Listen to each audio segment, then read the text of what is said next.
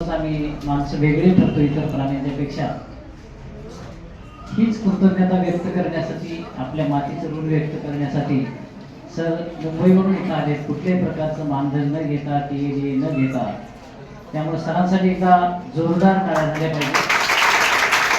खरं तर माझ्या मुलाला माझी गाडी आणि माझ्याच बायकोची गोल गोल साडी एवढ्या पुरतच फिरणारी आमची पिढी, या पिढीमध्ये असे पण काही अवलिया जन्माला येतात, ते आज आपल्याला याची वेळ अनुभवता आले. प्राप्त करा हा विशाल भूवर, सुंदर वेली तयात खोदा, बसुनिका वाढविता मेंदा, उठा चला तर प्राप्त करा हा विशाल भूवर, असं खूप कुसुमाग्रजांनी एका ठिकाणी म्हटलेलं आहे. सरांनी इतक्या तळमळीनं जी स्टाफ सिलेक्शन, एमपीएससी, यूपीएससी आणि तत्सम इतर सगळ्या ज्या काही स्पर्धा परीक्षा आहेत त्या संदर्भात मार्गदर्शन करताना त्यांचा एकच मूलमंत्र होता, तो असा की कुठल्याही परिस्थितीत जन्माला आलो तरीही काळाच्या पडद्यावर जर आपलं आणि आपल्या आईवडिलांचं नाव कोरायचं असेल तर कष्टाला पर्याय नाही, फक्त कष्ट करत असताना ते डोळसपणे करा, एवढाच एक मूलमंत्र सरांनी दिला.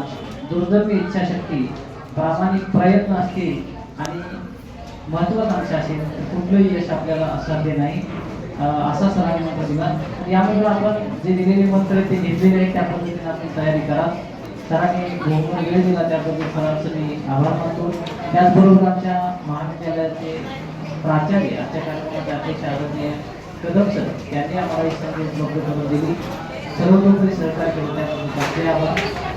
आमच्या संस्थेचे सचिव आदरणीय डॉक्टर अनिलराव कुराडे सर, उपाध्यक्ष आदरणीय दिग्विजय कुराडे सर, त्याचबरोबर आमचे ज्युनियरचे पर्यवेक्षक नारायण चौगले सर, आजच्या कार्यक्रमाचे आयोजक केंद्रीय विभाग प्रमुख एकीले सर, मोरमारे सर, सर्व ज्युनियरच्या मॅडम, त्या साखरे मॅडम असतील, भानुगरे मॅडम, जाधव मॅडम शेवटपर्यंत थांबल्या आणि अतिशय शेवटपर्यंत घर राखून ठेवणारा आमचा इथला सेवक पांडुरंग, या सर्वांचं आभार मानतो आणि आजचा हा कार्यक्रम संपन्न झाला असं जायचं.